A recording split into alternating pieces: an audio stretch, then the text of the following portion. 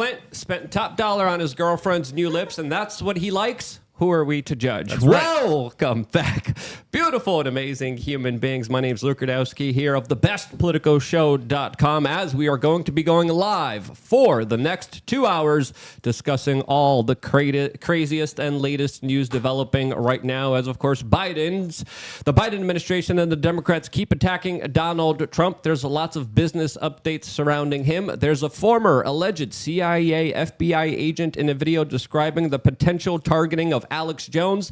There's also alien news and a lot of other stuff that we cannot discuss here on this platform that we will be discussing an hour into this broadcast. A broadcast that is going to be going live for 2 hours that you guys are going to be sharing with your friends and family members, as it is more imperative than ever. As you guys know, YouTube isn't really fond of people having free conversations, but you guys getting these videos out there help this channel grow. It's been growing incredibly. The show has been awesome. Really cool people are coming on this show, and they're coming on the show because of you, the audience, getting the word out there about what we're doing here.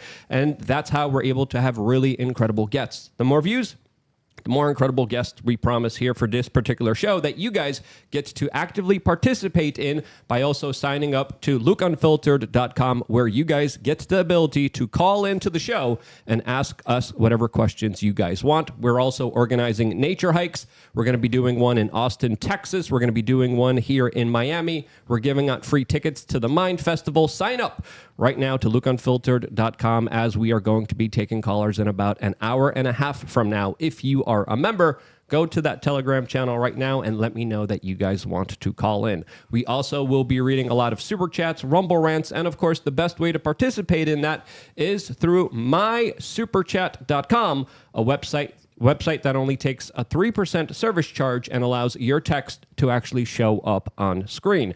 This, as we have a lot of very important issues to discuss, as we have an incredible guest here in studio with us, and that is the one, the only Roger Stone. Roger, for the people who might not know you, who are you and how would you introduce yourself? First of all, let me say I'm really delighted and honored to be here, and I can't wait to hear what I have to say. I am a veteran of 13 national presidential campaigns beginning in 1968 with Richard Nixon, 3 campaigns for the great Ronald Reagan. I was a staff assistant for 2 years in the U.S. Senate for Senator Bob Dole, one of the greatest men of the 20th century, who would have been a great president. I skipped over the Bushes, no thank you, and of course I think I may be one of the earliest people in the country to urge Donald Trump to run for president. I'm also a New York Times best-selling author. I've written 5 books. The most famous, of course, is about the Kennedy assassination, the man who killed Kennedy, the case against LBJ. That's because that SOB did it. Also wrote The Clintons' War on Women, the definitive data dump on the epic corruption of Bill and Hillary Clinton, who are the penicillin resistance of the American body politic. Also wrote The Bush Crime Family, so I'm a bipartisan truth teller. And of course, in 2017, I wrote the Making of the President 2016, How Donald Trump Orchestrated an American Revolution. And my most recent book, Stone's Rules, which is kind of like Sun Tzu's The Art of War or Machiavelli's The Prince, with a great introduction by my friend Tucker Carlson. I do a daily show at Rumble called The Stone Zone. I also do a weekend show at WABC Radio in New York, 77 WABC. You can hear that at WABCradio.com from 4 to 6 on Sundays. I also write a lively Substack called The Stone Cold Truth.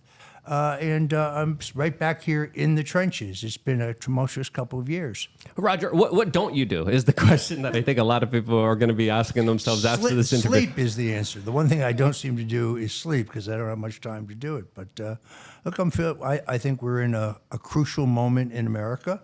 We are in a spiritual battle. If you told me 15 years ago that I would be the guy saying that, I would have laughed at you, but much has transpired in my own life and also in everything that I've seen. This is it. We have 8 months to save this nation, in my opinion, and we need an extraordinary series of events that appear to me to be actually happening, things that could never have been predicted, both good and bad. So I'm in the trenches. I'm on the ramparts, and I'm busy. But I'm also loving life, and I was born for such a time as this. I am fully engaged. Absolutely. I definitely agree that it's absolutely a make or break moment here in the United States. And I think we're definitely going to be talking about the larger spiritual aspects, since that's something that we've been talking about here as well. Probably later on Rumble, where we could have more of an honest discourse rather than here on YouTube, where we kind of have to keep it basic. Also joining us for this conversation, not willingly, is Andrew. Don't tase me, bro. Thank you so much for coming here. You try to wiggle out of this one for some kind of meeting. What are you doing, Andrew? This is not acceptable here. I just launched the Alex Jones video game, alexjonesgame.com. There's some people in Miami right now. If you don't know, Miami's exploding. It's the scene. So there's I will be ducking out at some point. Sorry. You will not. It's okay. You can find him. Where can we find me on Twitter, x.com/TheAndrewMeyer. But it's an absolute pleasure to be here with Luke and to be here with the living legend, Roger Stone. I couldn't help but be here. I couldn't miss this. Yep, Clint is here. For the record, he did try to miss this desperately. He did. He almost walked out right before. I'm like, what are you doing? No. You're getting back down here. You're sitting down here. This man is a pathological liar. He tried to miss it. I've known this guy for like 15 years, so probably a lot longer. So great guy, but he did try to wiggle He's out really of this here. disingenuous. In all honesty, he knew I was going to be here. He tried on 7 different hats before he chose. Yeah, it's a good hat. I mean, I think he chose well. It's a pretty fashionable hat there. Clint is here. He's busy with all his girlfriends, right? I am. New one every day, apparently. Clint Russell, host of Liberty Lockdown. Absolute pleasure to be in studio with Roger Stone. I've had him on Liberty Lockdown a few times, and he's a fascinating character. I think this is going to be a highly enlightening and entertaining conversation. I cannot wait. I also co-host Tower Gang. You should never, ever watch that. And we got Steph on the buttons.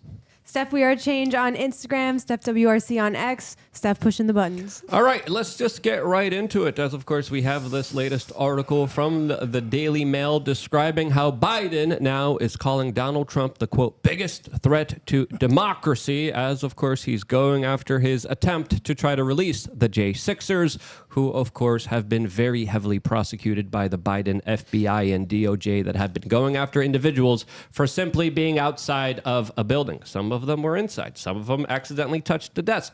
Some of them were actually telling people not to go in and still were prosecuted and punished and sent to jail. So there's so many individuals that have been caught up in this larger undemocratic attack, and now to have Biden come out on national television and describe Trump as the danger here, the threat here, it's absolutely ridiculous. We have this 40-second clip here from Joe Biden in his own words describing the situation. What, in your view, constitutes the primary threat to freedom and democracy at home? Donald Trump. Seriously. Donald Trump uses phrases like, you're going to eviscerate the Constitution, he's going to be a dictator on day one. The idea that he would sit in the office, and I'll show you before you leave, off the Oval Office, and watch for hours the attack on the Capitol and the destruction and the mayhem and the people who were killed, the police officers who died, and call them political heroes, call them patriots, and saying that if he gets elected, he's going to free them all because they're being held illegally. Yeah, that's a crazy, sensationalistic statement from the current president of the United States with very little basis of truth, as a lot of things that he just mentioned didn't happen. They don't exist here.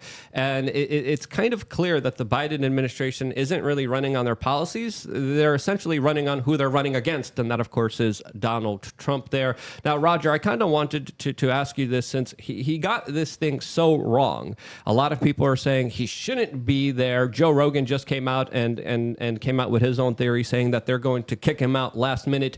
Do you still think that's going to happen? Because I'm kind of, my kind of point of view around all of this now is they're probably going to keep him in, and they're probably going to get him elected from my point of view. Wait a minute. Joe Rogan is now taking my theory that they were going to dump him just before the convention and replace him with Michelle Obama, Yes. which I've only been saying for 2 years. We'll come back to that. Look, this is a pivot. All of a sudden, they want to go back and talk about January 6th. They trotted out several Capitol Hill police officers, all of whose testimony has been largely debunked by videos now, to try to get the dialogue back centered around January 6th. Why? because they're engaged in anti-democratic activities. When you're trying to block your opponent from being on the ballot in a free, fair, honest election, that's anti-democratic. When you're trying to limit people's free speech through censorship, through shadow banning, through cancellation, that's anti-democratic. When you are using the FBI to spy on 178,000 Americans without a warrant from a judge, that is anti-democratic. When you weaponize the criminal justice system to try to prosecute your opponents, this is something you would see in Mao's China, in Stalin's Russia, in Hitler's Germany, in Castro's Gulag in Cuba. So remember, they operate strictly on Alinsky's rules. Whatever Joe Biden says we or Trump is doing is exactly what he himself is doing. And they've had a bad couple weeks. I mean, the juxtaposition of Joe being propped up by Barack Obama and serial rapist Bill Clinton at RKO Music Hall in a Fat Cat fundraiser, while Donald Trump is attending the wake of a New York City police officer killed by a guy who had 21 priors, those were not good optics for them. Declaring Easter to be Transgendered Visibility Day, well, many Christians found that offensive. So they've had a bad couple weeks here. What do? You can see them sitting around, they're looking at their polls. Pivot back to January 6th. It is a narrative that has served them in the past, despite the fact that there's more and more evidence that their narrative is a false one. But will it be a winning strategy? Because I don't see them running on anything else but we're not Donald Trump. Trump is bad. We see Biden trying to pull something out, especially when it comes to student loan bailouts and forgiveness. I don't think that's going to be enough, especially with such a divided party, with the politics that are happening right now in the Middle East. That so many young Democrats really don't like the policies of the Biden administration that they're implementing here. Politics is always about the future. It's not about the past. And they have no positive message for the future. They cannot have a straight-up comparison of America under Trump and under Biden. These unemployment figures are so ridiculously cooked. I had a great conversation on the way here with Barry Habib, who's, I think, recognized as one of the leading experts on the mortgage and housing industry, but also a great economic analyst, and he ripped their manipulated statistics to threads. The real unemployment rate is somewhere between 23 and 28%. Wow. It's only 3.4 if you don't count the 784,000 people who stopped looking for work in December, or the 2 million people who stopped looking for work last year. The buying power of the dollar is in the toilet. We have the worst inflation in decades. They've already dipped into the strategic petroleum reserves, so they can't do that a second time. And they're not replenishing them. Gas prices are starting to creep up. Put this marker down. It'll be $4 by election time. $4 a gallon. That's my prediction. And they're already trying to keep it as artificially low as they can. They can't. They're trying unsuccessfully to blame the influx of illegal migrants on our southern border on Donald Trump, which no one in their right mind believes. Mayorkas is on video. I saw it, I think, on YouTube, saying, yes, we repealed all the executive orders put in place by Trump to secure our borders. So they have nothing to run on except for this kind of failed narrative. And then the whole strategy of Trump's a dictator. Trump's going to, I saw this tweet on X from I guess it was Kamala Harris saying, if Trump is elected, he will weaponize the Justice Department and use it against his political enemies. How could anyone have that little self-awareness? That is precisely what they're doing to Trump. And I think most Americans see through that. Yeah, I think they do. But when it comes to kind of galvanizing a larger voter base, a lot of the times, I think a base of Americans aren't really paying attention. I think they are paying attention when it comes to the economy. We're seeing Biden now doing this interview with Univision because he's trying to get the Hispanic community on his side. Will he be successful with that? I don't know. There's a lot of people in the Hispanic Hispanic community. Some of them are voting more and more conservative, but a lot of them are also becoming more and more anti-open immigration, which is an interesting kind of juxtaposition because that's what he's kind of relying on to try to stay in power forever. And as we know, it's not really Biden. There's a lot of other kind of forces behind him. There's a lot of influences. There's a lot of special interest groups that are giving him all the money, a lot more money than they're giving Donald Trump. And with all of that money going to Joe Biden, it does seem like a lot of very powerful forces are just doubling down and saying, hey, we're going to pay for you. We're going to make it happen. And with the way that things are going in Georgia, in Arizona, in Pennsylvania, this is my take on it. I don't know if you agree or disagree, but my controversial take on this election is that Biden's going to take it. He's going to win because of the voter bailout kind of turnout efforts that might be successful. First of all, I think it's too early to say that. In politics, a week is a lifetime. I'm not sure this is the best place to discuss all of this, but I'd say a couple things. First of all, we already see incredible polling that Trump has actually pulled ahead of Biden among all Hispanic voters overall. That has never happened in the history of the country. We have never outpolled the Democrats. Now, if you take a closer look, what you will find is those Spanish-speaking voters who get their news in English are the ones who are moving to Trump and the Republicans, whereas Spanish-speaking voters who get their news in Spanish have not had the same inroads by the Republicans. Note to self, buy Spanish language radio advertising for your campaign. I think this is economically driven, to tell you the truth. In other words, I think Trump is winning votes in the Hispanic community because Hispanic voters realized that there was more economic opportunity. I think the influx of migrants is hurting Biden among both black voters and Hispanic voters. Black voters, particularly in the area of housing. So they see illegals snatching what little affordable housing there is, and this is being taken from poorer and rising small black families. And I also think this is responsible for these gains. Trump is already generically breaking records in the polling, and it's not like in my business, you don't look at one poll and say, aha, that's what's going on. You look at several polls with a sizable enough sample, with solid methodology, with an unbiased questionnaire, with no order bias. And when 7 polls show one trend, then that's the trend. You might get one poll that's different than the other 8. That's called an outlier. Sometimes there are methodological mistakes, but Trump has managed to stay ahead of Biden.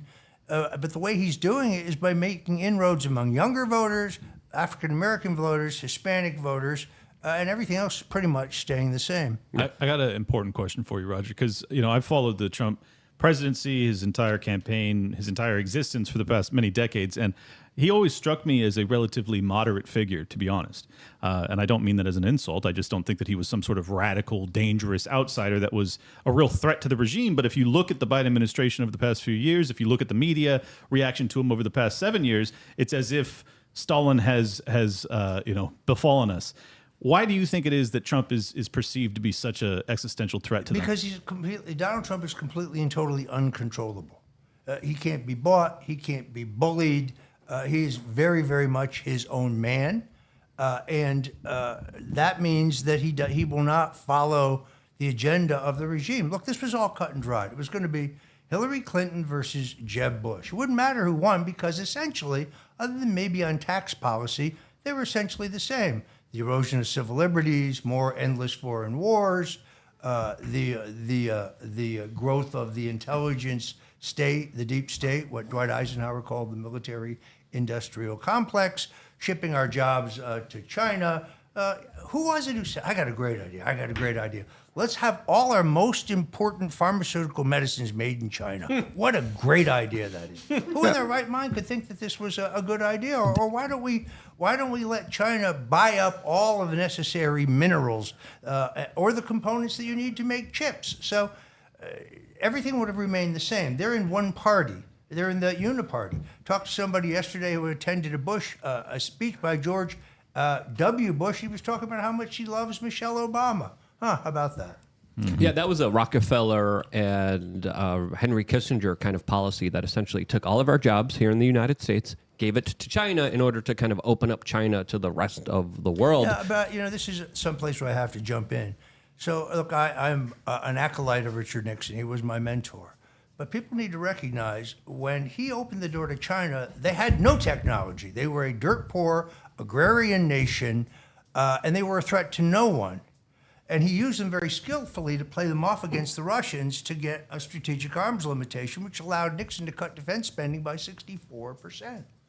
There was no way for Nixon to see that 30 years later, George H.W. Bush is going to give them most favored nation trading status, and Bill and Hillary are going to sell them our most secure military secrets for illegal campaign contributions. Those are the things that made them a superpower. Those are the things that made them a danger. So that people say, China, that's all Nixon's fault. No, Nixon used them very skillfully. He would not believe the advantages that we have given them long after he was dead. Yeah, it definitely seems like it was the start of a policy that kind of brought us to a situation where now we're kind of dependent on China for everything, especially, as you mentioned, our pharmaceuticals. And if there's a larger kind of geopolitical situation that unfolds with Taiwan or any other kind of larger conflict, as even there's recent news reports now of China selling a lot of military aid and munitions to the Russians, when we have such a weird geopolitical situation, I think it's fair to say that the Biden administration, the Obama administration, the Bush administration, and then the Clinton administration all kind of did very similar policies that just keep giving China a little bit more and a little bit more and a little bit more, to the point where now even international businessmen like Bill Gates are going over there and building mini nuclear reactors with them, and are able to skirt a lot of technology, a lot of restrictions and a lot of regulations that they wouldn't have there, but they have here for some strange reason. Well, and meanwhile, we're allowing them to buy up America. They're buying airports, they're buying ports, they're buying toll roads, they're buying bridges, they're buying all this infrastructure, and they're buying hundreds of thousands of acres of prime ranch and farmland. Saw a study the other day that in Oklahoma, 75% of the illegal marijuana grow is being done on land owned by Chinese interests. So they're buying up our country, and we're selling it to them. That if you go to Canada and you're not a Canadian citizen, you can't buy property, period, end of story.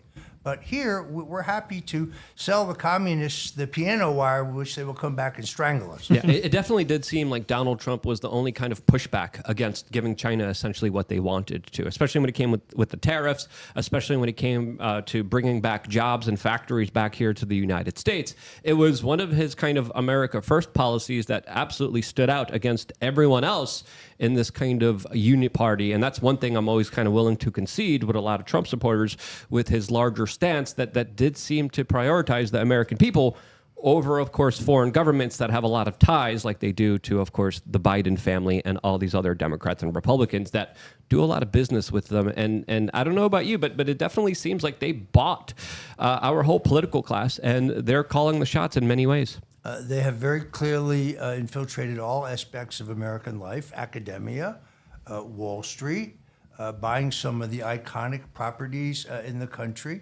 Didn't they give 6 figures to the University of Pennsylvania that turned around and hired Joe Biden, that great legal scholar, as a professor? That's what I think commonly known as a bribe, is what that is. So yeah, I'm not sure they'll ever need to fire a shot. I mean, people I respect keep telling me we have a disproportionate number of military-age single men infiltrating the country, both from these flights that are landing here, plus over our southern border. But there's a disproportionate number of them who are either Chinese or from the Middle East. You have in mind that they're all from Central and South America, but that's really not the case. On the other hand, Robert Kennedy says the threat to us from China is not a military threat. I used to disagree with that. Now I'm not sure. I'm not sure they're going to have to fire a shot. You wake up one day and they just own you. Yeah, it definitely seems like America is imploding on itself, and there's a lot of very kind of disastrous behaviors that a lot of people are kind of committing themselves that is ruining not just an entire generation of young people, but ruining this country from inside and out. I don't know if you ever heard of Yuri Bezmenov and his theory about fifth generational warfare. I believe that this is happening right now. I believe that we are deliberately being subjugated. We're being deliberately destroyed from the inside. This is where my kind of conspiratorial mind comes in. You've had a lot of different insight throughout so many different, political administrations. am I wrong to think that there's a deliberate agenda to destroy America from the inside? If you go to my website, stonezone.com, the lead story right now is on Bezosov, right now, and about his theories. No, I think this is absolutely clear. So in one of his many business deals, Hunter Biden gets equity in a Chinese energy company. Then he says he's divested himself of it, but he didn't divest himself of it. He transferred ownership to his lawyer, the same guy who put the $2 million up to pay his taxes. Now, this keeps coming up, so I'm glad to have an opportunity to address it. They say, well, Roger Stone and his wife evaded their federal taxes, but they weren't prosecuted.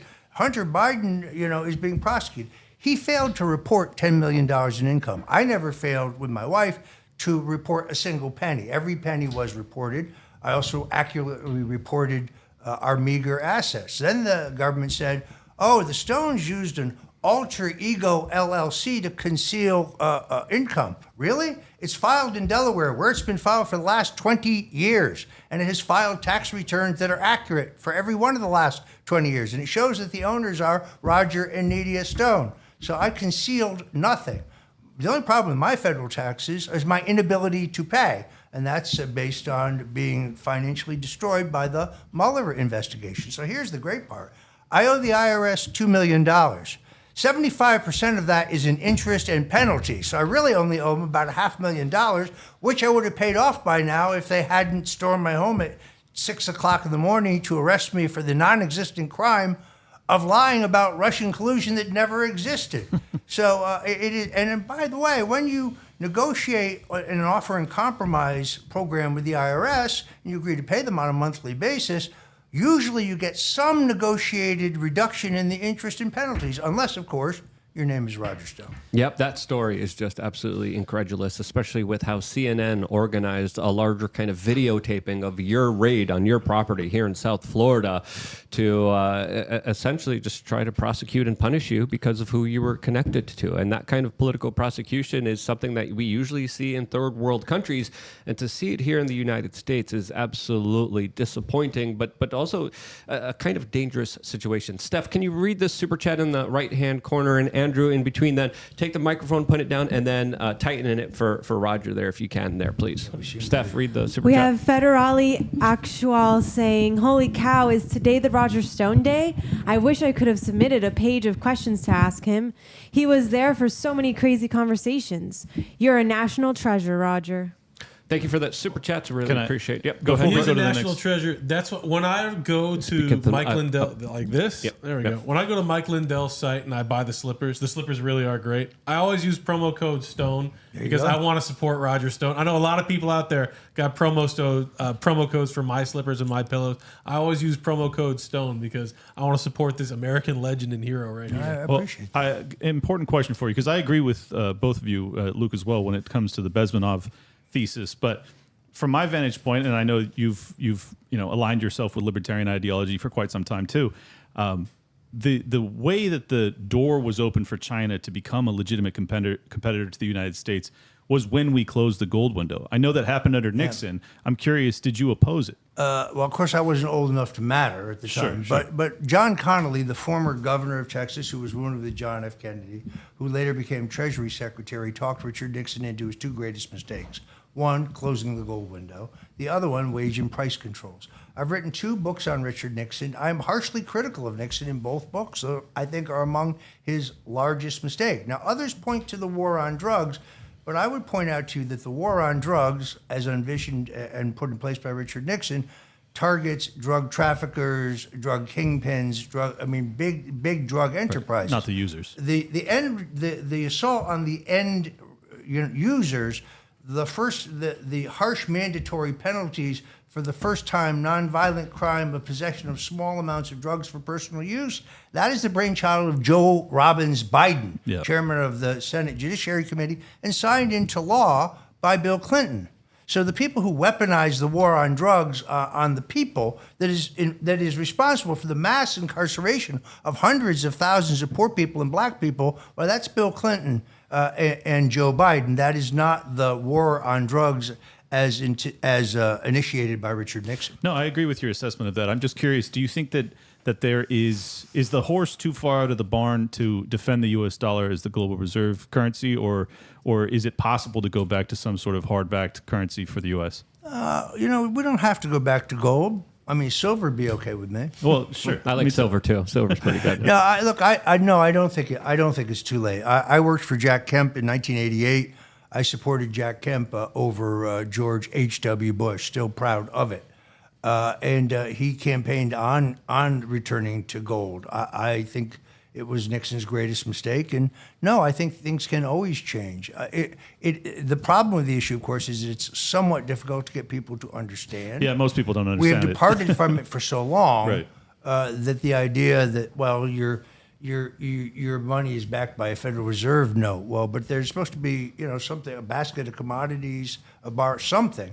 So, no, I don't think it's too late. I'd like to see the next president, return to the gold standard. Yeah, and there's the petrodollar, and then there's OPEC, and then there's the larger deal that kind of Henry Kissinger brokered, where everyone kind of buys American dollars in order to trade internationally. I was kind of wondering, because I had throughout the years many conversations with Henry Kissinger. They weren't that fruitful. He no longer is here with us, but what do you think of his larger track record? Well, I have several thoughts. First of all, President Trump told me that Kissinger had the worst breath of anyone he's ever met. Henry Kissinger was a creation of Nelson Rockefeller. He was Rockefeller's foreign policy advisor. After Rockefeller kind of flamed out of the 1968 presidential contest, Kissinger started sending these brilliant foreign policy memos to former Vice President Richard Nixon. What Nixon didn't know is he was also sending the exact same memos to his opponent, Hubert Humphrey. So after Nixon was elected, he hired Kissinger. But it's important to understand that Nixon was the architect. Kissinger was the executor. Kissinger was an errand boy. The reason the reason Nixon never destroyed the tapes was because he knew after his death, Kissinger would try to take credit for all of his accomplishments, and he didn't trust Kissinger. Kissinger, if you listen to some of the White House tapes, Nixon makes fun of him. Well, Henry, have you threatened to resign yet today?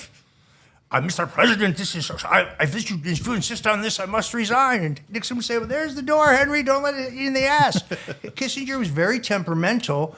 And I think when he had a boss, when he was reporting to Nixon, I think he did some amazing things, including, for example, ending the war in Vietnam on a much faster timeline than the Pentagon wanted to do. But what we now know is that it was Kissinger who also fed Nixon's excesses. It was Kissinger who wanted to start wiretapping reporters and White House aides to try to find leakers. It was Kissinger who wanted to break into Daniel Ellsberg's office to find out what his former protege.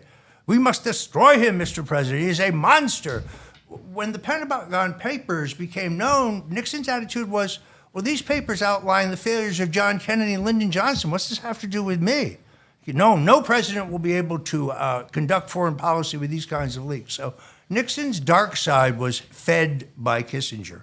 It was only after Nixon's death that Kissinger really uses the relationships he built in China, negotiating Nixon's trip there, to not only make himself mega rich, but also sell out the country. Yeah, a lot of people view the Rockefeller family as a lot of the kind of family members that pulled a lot of strings in American politics. You see them be involved in a lot of different industries, not just the energy industry, but a lot of the kind of bigger eugenics movements out there. I remember the one conversation I had with David Rockefeller was me kind of showing his book where he admitted that he was against national sovereignty.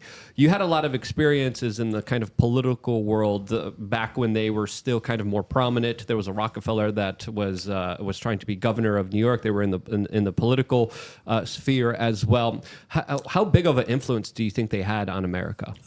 Enormous. Nelson Rockefeller was a 4-term governor of New York, the only 4-term governor in their history. He aspired to be president. He and Nixon lived in the same apartment house on Fifth Avenue, which was always kind of odd. Nixon was always his great rival. Nixon, of course, son of a grocer who came up the hard way. Nelson Rockefeller, a child of privilege. Here's what people don't understand about the ruling elites. It's not like at the Bohemian Grove or the Council on Foreign Relations or the Trilateral Commission, everybody sits on a big round table and says, okay, you control oil, you control pharmaceuticals, you control rubber, you control, aerodynamics. There are huge internal struggles among the elites. The Rockefellers wanted to run things, so did the Kennedys. So it's not one monolithic group. They're all trying to crowd each other out. Now, they all share the same elitist, globalist instinct and philosophy, but they have their own internal rivalries and their own internal fighting. Remember what Nixon went to the Bohemian Grove. His comments about that place were very eye-opening, to say the least. So I mean, there's a backstory here, which I'll try to get right. So in 1960, Nixon ran for president, and he lost very narrowly.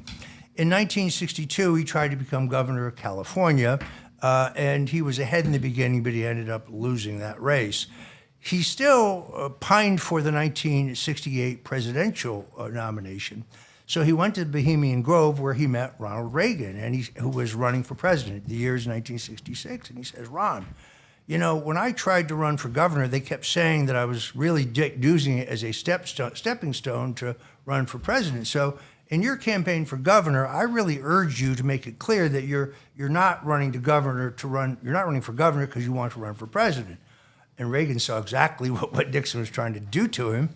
Basically box him out of the 1968 presidential nomination, which, by the way, Reagan made a very late and well-funded bid for. So later in his book, Bob Haldeman, who's the White House chief of staff, says to Nixon, so you went to Bohemian Grove, what was it like? And Nixon said, Bob, it was the faggiest goddamn thing you've ever seen in your life. Yeah, and it is correlated with a lot of articles about workers of the night, a lot of males being imported in there. Alex Jones did a full documentary infiltrating it. Now there's a bunch of YouTubers doing it as well. So I know you guys also had some questions. Clint or Andrew, feel free to take it from here. I definitely have an important question because I really respect and appreciate that you're so honest about whatever the pitfalls were of Nixon's presidency. I'm curious if you're willing to do the same thing with Trump. A lot of people look at his cabinet, they look at the John Boltons, or not even in his cabinet, but advisors that led him astray, Birx, Fauci, et cetera. Well, this is going to be probably a conversation we should save for Rumble, because there's a lot of other things that we can't kind of mention here as well. Okay, fair enough. Look, I think we can handle it here in general terms, which is to say, he has an amazingly successful presidency when you consider he doesn't come from the world of politics.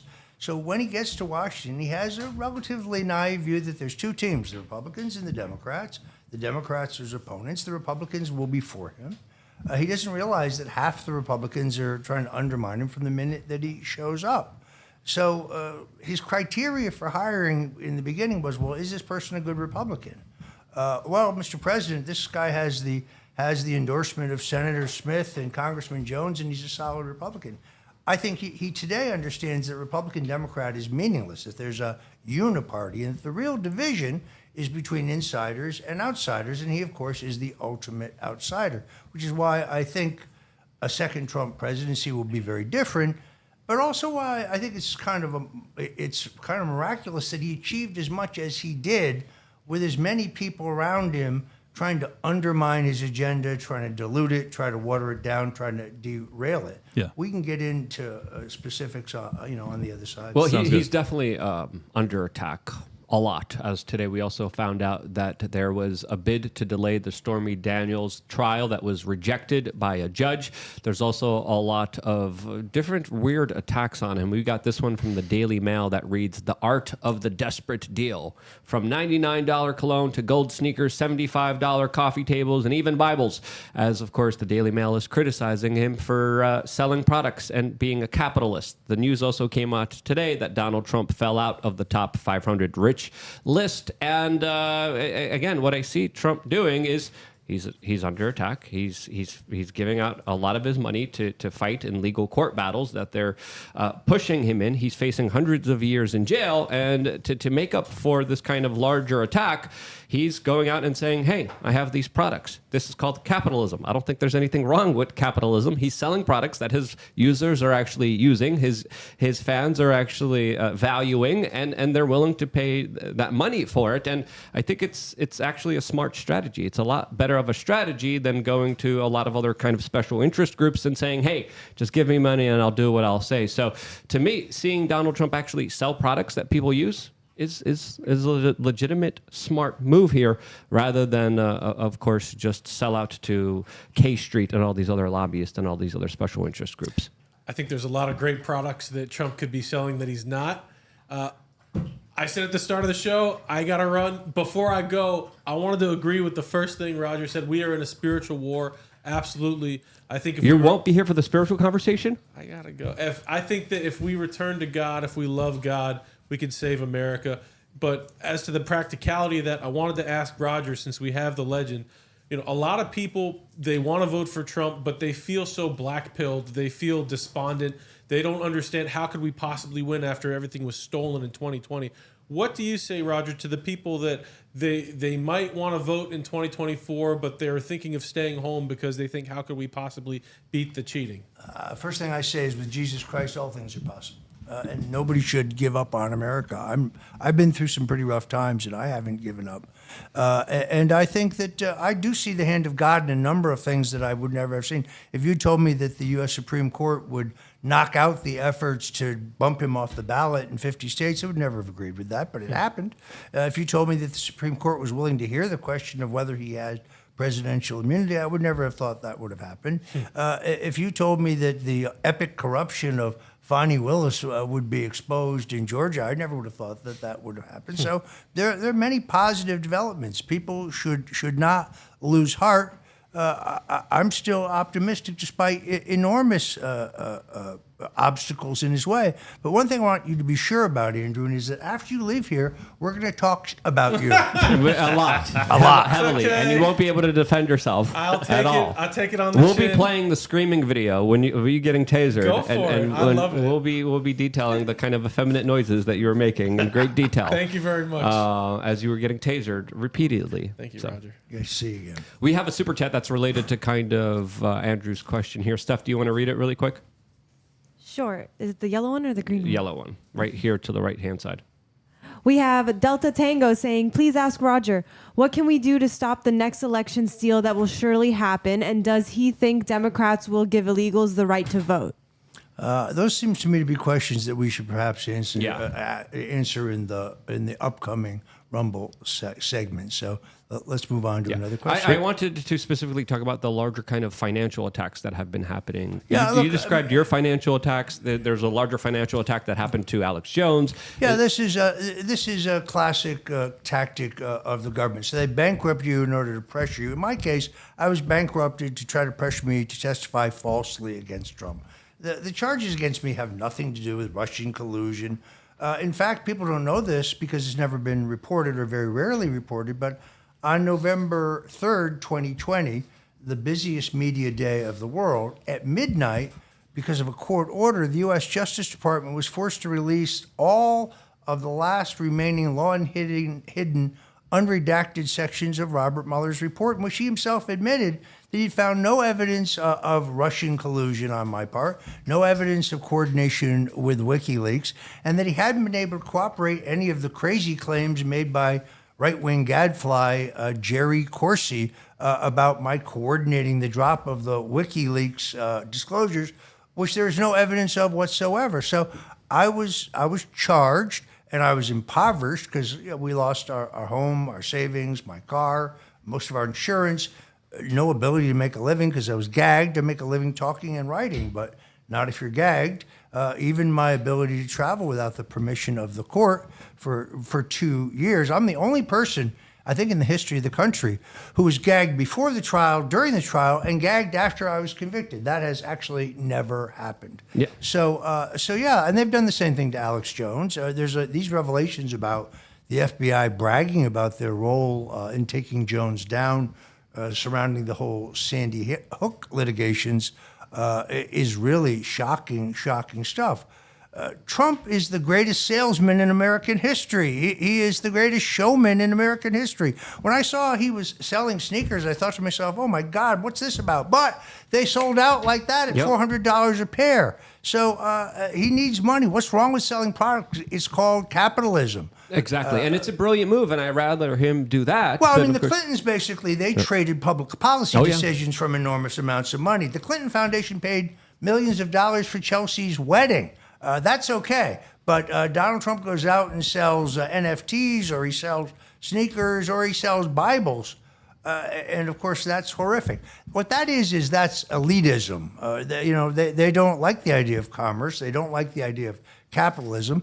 Trump is enormously resourceful. I thought the sneakers thing was a terrible idea until I saw what a great idea it was. Yeah, even the NFTs, they get a lot of flack. But if people want to buy them, who's to say why he shouldn't be selling them? The market should decide, and the market did decide. Exactly, and I think I want to see my politicians raise their own money, right? Because if you look at the way that Washington, D.C. works, you look at the way that the Bushes have operated, the Clintons have operated, the Clinton Global Initiative, the CGI organization, holy frickin' cow, the amount of criminality. It's a pay-for-play scam. Give me a break. By the way, the seed money came, of course, from their close friend, Jeffrey Epstein. Yeah, and they were, of course, connected to each other in many different ways. There was also larger questions about kind of Trump's involvement there. A lot of people always kind of collude with those two kind of stories. I covered as well. this in my 2015 book, The Clintons' War on Women, more extensively, I think, than anybody other than the Miami Herald. And I think we both get it right. Bill Clinton never visited the island. Bill Clinton never visited Jeffrey Epstein's home. Bill Clinton, pardon me, start over again. Donald Trump never visited his island. Donald Trump never visited his home. Donald Trump never was on his airplane, and Donald Trump never partied with him. Was he in large public gatherings with him? Yes, he was. And when, very early, when Epstein made an indecent proposal to an underage girl who worked at Mar-a-Lago in the spa, he banned him from his life and from the club. The Clintons continued to party with him and take money from him after he was convicted of solicitation here in Florida. The only reason we know the real story about Epstein is because of a dogged reporter at the Miami Herald named Julie Brown, I think it is, who just kept pulling on the thread and wouldn't give up because they had basically known after an undercover investigation in Palm Springs, the police chief there could have easily gotten him charged for child sex trafficking as well as child rape, but the local prosecutor busted it down to one count of solicitation. Epstein got, I think it was a sentence of 18 months, of which he served 15 months in the air-conditioned Palm Beach County Jail, where he had his gourmet meals brought in and where he only had to be from 10 o'clock at night until 6 o'clock in the morning. During the day, he was allowed to go out and do whatever he did during the day. He had his own private wing of the jail that he didn't even have to be in, as of course he had police officers literally follow him around everywhere. Here's the great part. Yeah. So after the police chief becomes very suspicious of this deal that the state's attorney has cut with him, and he goes to the U.S. attorney, whose name is Acosta in Miami, and says, this doesn't all add up. Acosta conducts his own investigation, then he rubber stamps the state charge, and he seeks to seal the entire case so none of us would ever know. But the Palm Beach Post, after a long and epic legal battle, gets those documents ultimately unsealed, and we learn that the feds gave him a slap on the wrist. Fast forward, Acosta is appointed to Donald Trump's cabinet. But nobody bothers to tell Donald Trump, oh, by the way, he's the federal prosecutor who gave Epstein a pass. Yeah, the sweetheart deal of a lifetime. They said he was a Hispanic, he was a former U.S. attorney, had a great record as a crime fighter. No one told Trump that he was also the guy who gave Epstein a pass. It is also known that when he was preparing for his confirmation hearings in the U.S. Senate for the position of Secretary of Labor, and I know who was in the room, and he was asked, what are you going to say if they ask you about Epstein? He's going to say, I'm going to tell the truth.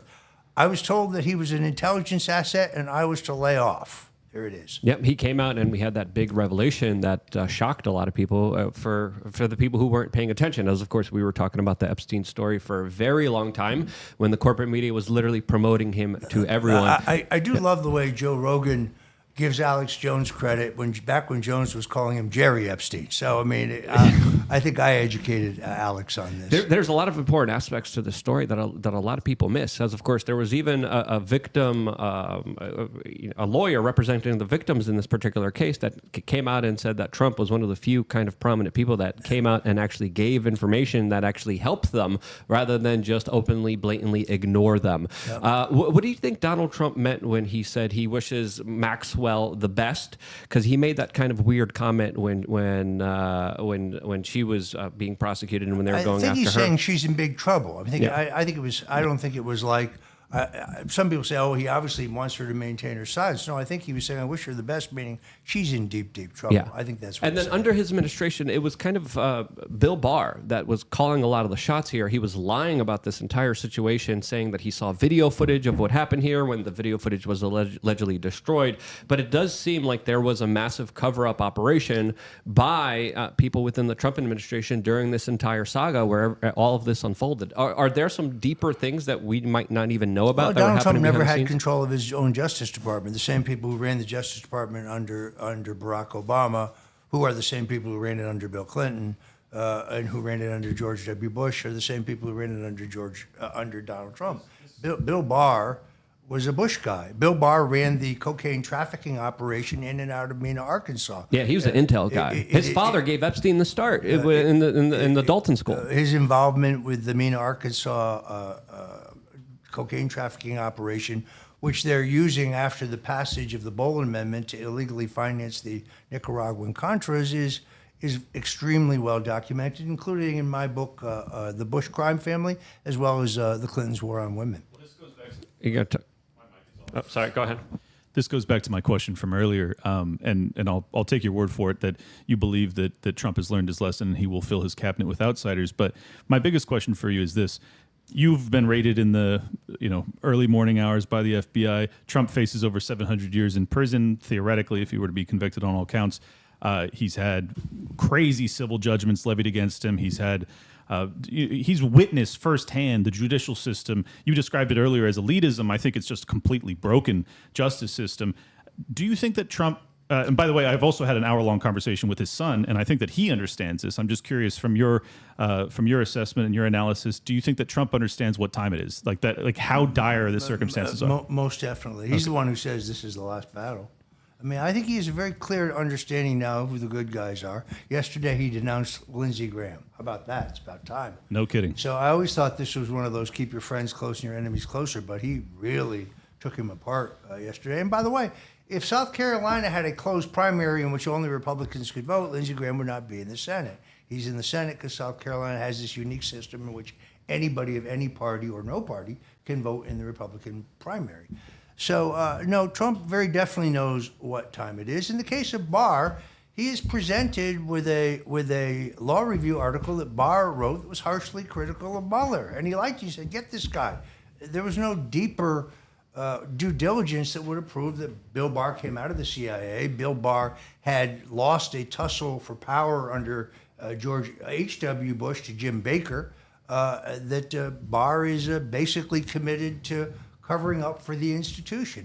John Durham's investigation isn't an investigation, it's a cover-up. That's why it took 5 years. It just happened to be 5 years that the statute of limitations runs for all of those who acted illegally.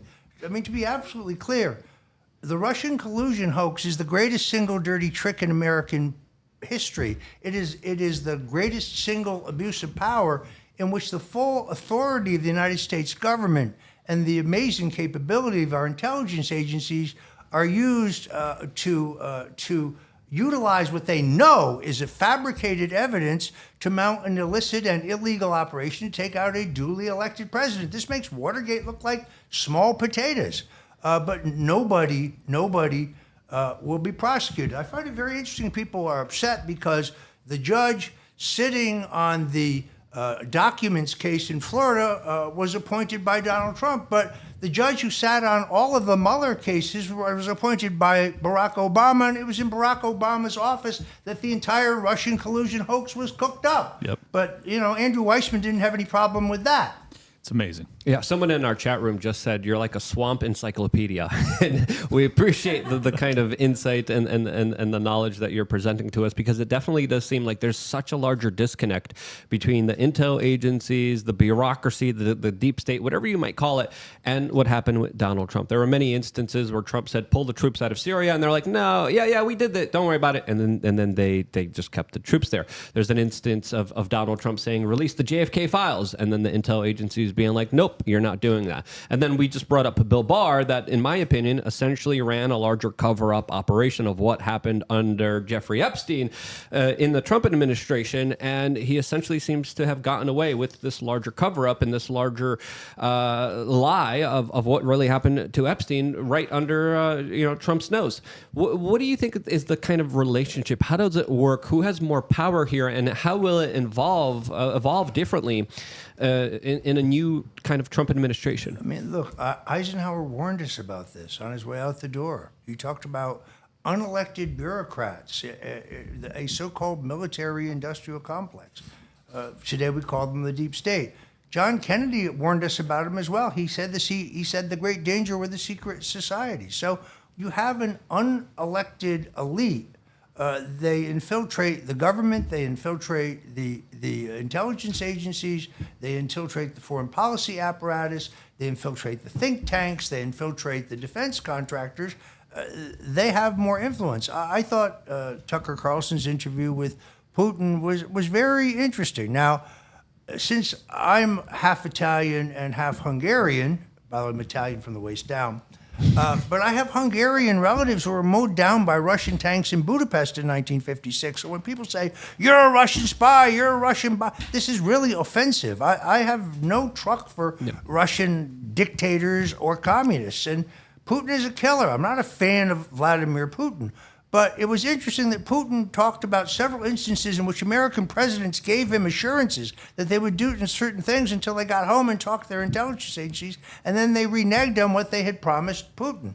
Assuming he's telling the truth, I think that is a perfect example of the fact that there's a ruling elite in the country. It doesn't know any party. It's dominated both parties. There's an apocryphal joke, which I always thought was great. The new president is elected, and the head of the Central Intelligence Agency invites him out to Langley.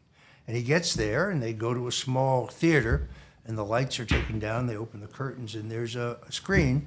And he sees a video of John Kennedy in a limousine, and sees a bullet hitting his head, and Kennedy's head explodes. The film's over. They bring up the lights, and the head of the CIA looks at the president and says, "Any questions?" Nope. Yep, and I remember hearing that from Bill Hicks as well, who described that situation. Who may or may not be Alex Jones. Hey, who knows? At this time, who knows? But I also have a very similar story because my family comes from Poland. I was born in Poland. We don't like communism. We don't like the Ruskies. My family had a big part in fighting against it. I had family members that were tortured in jail, secret police that went after them. And, it wasn't as extreme as your case, but I remember covering this story as an independent journalist, and they're saying there's Russian collusion that helped Trump become the president of the United States in 2016. And I'm like, who's saying this? Oh, those liars that lie to us all the frickin' time? I was like, I call nonsense. I want to see the proof. I want to see the evidence. I want to see the documentation. Let's prove it if you're going to be making this case that this is the real issue here. And then they attacked me relentlessly. They demonetized this channel. Washington Post ran articles calling me Russian fake propaganda news, which again was extremely offensive to me, my family that went through so much oppression by the Soviets, by the communists. We absolutely aren't trying to side with the Russians, but they have weaponized this Russian collusion story to such an egregious way where you had to face the full brunt of it, to where they literally broke down your door with CNN news anchors because you weren't playing ball with this larger kind of bullcrap story, which is crazy. Yeah, here's the point about the American left. They are relentless. Doesn't matter how debunked, disproved, or discredited any of their crap is. If you just wait a couple weeks, they'll come back and recycle it around. I'll give you an example. Paul Manafort shared proprietary polling information with a Russian intelligence asset who gave to Vladimir Putin. That is entirely false. First of all, the campaign has no private polling. None has yet been conducted. So the information that Manafort gave to a man named Konstantin Kalimnik is public information, and Kalimnik is a U.S. intelligence asset. At least Matt Taibbi pretty much establishes that, and he is reporting to the American embassy in Ukraine on a regular basis. So, but after they spent $30 million, they have to cook up some crap to try to make this stick. Donald Trump Jr. met with a Russian lawyer in Trump Tower. Yes, and what she gave him was completely useless, and she was briefed in advance by an official from Fusion GPS both before and after the meeting. So when Adam Schiff, the most odious creep to ever serve in Congress, says the Trump campaign was offered Russian intelligence, they accepted Russian intelligence, and no, none of that's true. That's all completely false. Along with the Russians hacked the DNC through an online hack, and that information made its way to WikiLeaks. There is no evidence of that. In my trial, the judge would not allow us to bring in two experts, Ray McGovern and Bill Binney, who could have proved with forensic evidence that there never was any Russian hack, online hack of the DNC. And as I think was mentioned earlier, in his testimony before the House Intelligence Committee, the head of CrowdStrike, the company brought in to create that lie, admitted that he actually had no proof of that whatsoever. So those are the three legs of the stool. The Steele dossier is a fraud. The hack of the DNC, it never happened. And Paul Manafort never shared polling information with a Russian asset. It's nonsense, but you'll find it all recycled within the last 3 weeks. Yep, and it's criminal, in my opinion, what they did and just how far they were able to and go. You probably haven't seen this. There's a story out right now where John Brennan, the progenitor of this entire fraud, is out saying Trump has already made a secret deal with Putin to let him take Ukraine.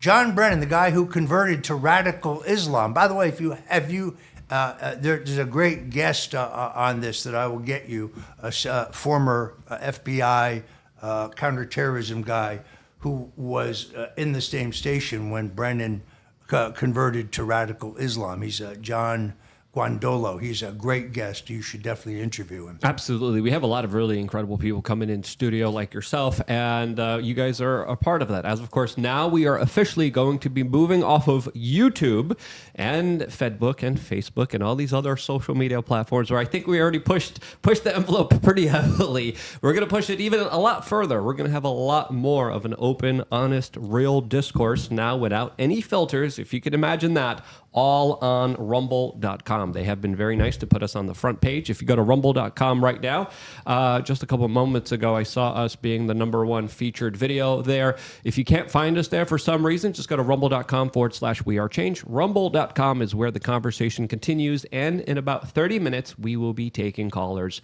from members of LukeUnfiltered.com. But before we go out of these censorious technocratic gulags, Roger, where can people find you and support your work? The best place to go is stonezone.com. There you can find my daily Rumble show.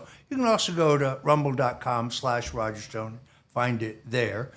You can also find my WABC radio show. You can find a link to my Substack. Plus, I do some original content. You can get your very own Roger Stone Did Nothing Wrong t-shirt in the store, or you can get your signed Roger Stone, which is a small, round, white stone to which I've signed my first name. Folks, don't throw these at anybody. It's a paperweight. You can find all of those at stonezone.com. It costs nothing to subscribe. I think we publish stuff that nobody else will publish, cutting edge stuff. Get all my books there as well. Stonezone.com. Best place to get all things Roger Stone. Awesome. Clint? Clint Russell's the name, at Liberty Lockpod on X if you want to follow me or subscribe to support my work there. LibertyLockdown.locals.com is another option. And last but not least, I do Tower Gang, which you should never ever watch. We got Steph at We Are Change. Steph, you talk too much. Steph, We Are Change on Instagram, Steph WRC on X. Check out my link tree and find some goodies there. I'm joking. We want you to talk more. Anyway, a lot of people are watching on YouTube. What are you doing? We need to vote with our attention, with our clicks. The best way to do that, go to rumble.com, where the conversation